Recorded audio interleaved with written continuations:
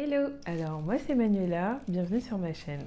Je suis présente sur les réseaux sociaux sur le pseudo de Mia Faker. J'ai été blogueuse quand j'étais étudiante et aujourd'hui j'ai décidé de me lancer sur YouTube car c'est un projet qui me tient à cœur depuis juin 2020 à peu près. Enfin depuis plus longtemps, mais en juin 2020 j'avais décidé de concrétiser ce projet. Sauf que plusieurs choses sont passées par là. Pourquoi maintenant ?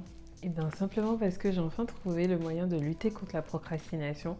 Et je me dis qu'il est temps de se lancer et au pire, voilà, au moins j'aurais tenté l'expérience. Il ne faut pas avoir peur du regard des autres, peur de l'échec ou peur de la réussite, simplement. Il y a des personnes qui ont peur de la réussite. Et j'espère qu'on continuera cette aventure ensemble le plus longtemps possible.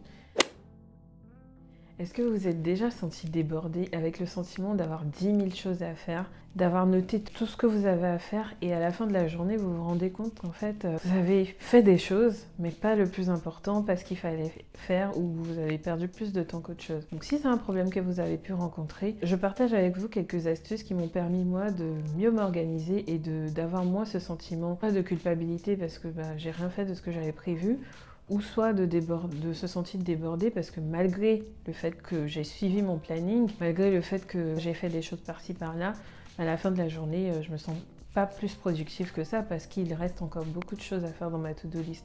Donc si c'est quelque chose que vous avez rencontré, vous pouvez rester connecté car j'ai quelques astuces pour vous.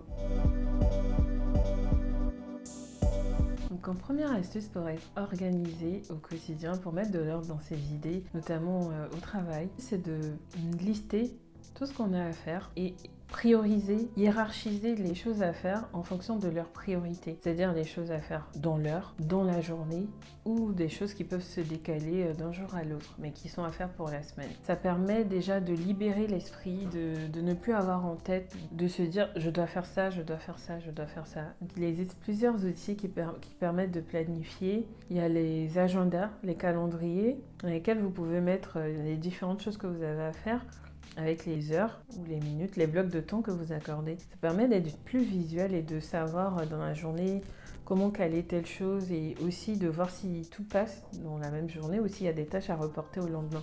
Donc avoir une visualisation est très importante car ça permet de se projeter. Il y a des personnes qui utilisent leur appli Notes. Enfin, moi je l'utilise, où il y a des outils d'organisation. Par exemple sur Microsoft, il y a l'outil Microsoft To Do. C'est quelque chose de très intéressant parce qu'on peut le lier à son calendrier et donc lorsqu'on note des tâches, on peut mettre une échéance qui permet de les afficher déjà dans notre calendrier et de suivre au fur et à mesure l'avancement ou avoir des rappels pour le temps qu'on s'est bloqué pour certaines tâches. Donc très très important, très intéressant de lister, de savoir ce qu'on a à faire pour pouvoir s'organiser au mieux. Je suis multi-support, j'aime beaucoup utiliser plusieurs outils. Donc là je vous ai parlé de l'outil numérique et j'ai des carnets dans lesquels je note ce qu'il faut faire, ce qu'il y a à faire. Et ce petit carnet là qui me suit partout, que je glisse dans mon sac à main, dans lequel je note mes idées ou des choses à faire, des choses importantes auxquelles je pense et que je ne souhaiterais pas perdre. Ensuite, pour chacune des choses à faire, par ordre de priorité que vous aurez défini, l'idée est de se prévoir du time blocking, enfin du temps, des blocs de temps dans la journée pour pouvoir accomplir les différentes choses en fonction de la priorité que vous aurez définie.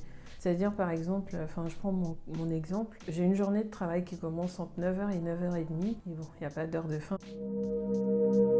Mais bon, ça c'est un autre sujet. On commence entre 9h et 9h30, donc le matin, en général, je prévois tout ce que j'ai à faire dans la journée en fonction des ordres de priorité que j'ai.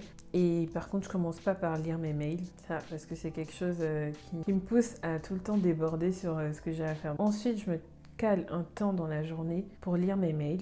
Le matin, c'est environ entre 11h et 11h30. Et l'après-midi, c'est à partir de 16h que je lis mes mails. Ça me permet de moins me distraire et de suivre l'agenda, le planning que je me suis fixé. Pour des questions de productivité, d'organisation, il est mieux de prévoir les tâches qui nécessitent le plus de concentration, le plus d'acuité intellectuelle le matin ou au moment où vous êtes le plus frais, au moment où vous n'êtes pas soumis à la fatigue ou soumis aux affres de la digestion. Combien de fois on s'est regardé dans le bureau parce qu'on somnolait après à 14 heures parce qu'on avait mangé. Même quand on mange léger, hein, c'est trop dur, c'est super dur. Je somnole, j'ai du mal. Et vu que je prends pas de café l'après-midi, voilà, je suis obligée de subir. La troisième astuce, c'est de bloquer ses notifications. Enfin, à part les notifications type appel ou WhatsApp ou communication, voilà, ou des choses qui peuvent être urgentes quand on vous communique, mais tout le reste, les notifications type Instagram, Facebook, Snapchat, TikTok, enfin, tout ce que vous voulez, on évite parce que c'est des choses qui sont faites pour distraire. Combien de fois vous vous êtes retrouvés à ne regarder, à avoir une notification, regarder et ne pas savoir où sont passées 40 minutes ou 30 minutes dans votre journée. Parce que le but de ces applications est de vous maintenir le plus longtemps possible là-dessus. Et donc, on ne se rend pas compte du temps qui passe et à la fin, on peut avoir passé 30 ou 40 minutes, voire 1 heure à ne rien avoir fait. Alors qu'à la base, on partait juste voir une seule chose. Donc, l'idée, en tout cas, moi, je le fais. La plupart des téléphones maintenant ont l'option ne pas déranger ou l'option concentration. Moi, je l'active entre 9h30 et midi. Et après, si j'ai besoin l'après-midi, je réactive encore une plage. Pendant ce laps de temps-là, je n'ai aucune notification, à part les notifications urgentes, type appel, ou même les notifications WhatsApp et tout ça, je les vois, mais je ne suis pas obligée de rentrer dedans. Je ne suis pas distraite parce que je n'ai pas la vibration. Je ne sais pas si vous voyez ce que je veux dire. On est vite déconcentré, donc quand on a des choses importantes à faire, il vaut mieux être le moins déconcentré possible. Alors ensuite, la prochaine astuce, c'est de se caler des temps pour le travail solo et des temps pour le travail avec d'autres personnes. J'explique.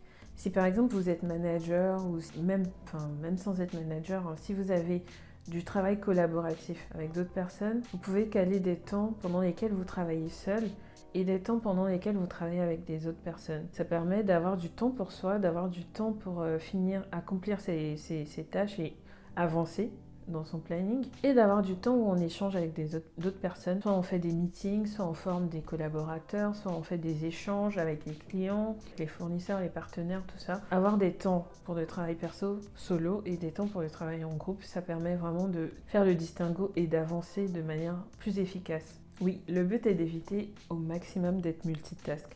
Multitask, c'est quand on fait plusieurs choses en même temps. On fait tellement de choses qu'on n'a absolument pas autant de rapidité. On n'est pas aussi productif qu'on le pourrait l'être parce qu'on switch d'une tâche à l'autre. On fait la tâche A, on la finit pas, on part sur B, on fait C, et ensuite on revient sur A.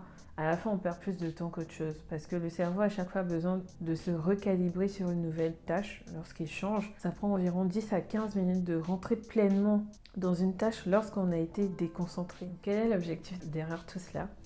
Cette volonté de s'organiser, d'être plus efficace, c'est simplement d'être plus serein et de se sentir utile, de se sentir productif. Donc l'idée n'est pas que ça devienne une contrainte et que ça rajoute du stress. Franchement, c'est des astuces, des choses que je propose, mais vous avez sûrement vos façons de faire et si elles vous conviennent, c'est très très très intéressant. C'est très très important de trouver quelque chose qui vous convient et qui vous permet d'être plus heureux simplement. Donc si vous avez d'autres astuces, des choses auxquelles vous pensez ou des outils que je n'ai pas cités là, vous pouvez les partager en commentaire. Je serais ravie de voir comment vous vous organisez au quotidien et d'échanger avec vous là-dessus. Si vous êtes resté jusqu'au bout, je vous remercie du fond du cœur. Si cette vidéo vous a plu, n'hésitez pas à la liker, la partager et à vous abonner en activant la cloche de notification en dehors de vos heures de concentration, bien sûr. Et on se retrouve bientôt pour la prochaine vidéo. Je vous souhaite une très bonne fin de semaine, parce qu'on est dimanche aujourd'hui quand je tourne la vidéo. Et vous souhaite un bon début de semaine. Et voilà, n'oubliez pas de profiter. Et surtout, soyez heureux.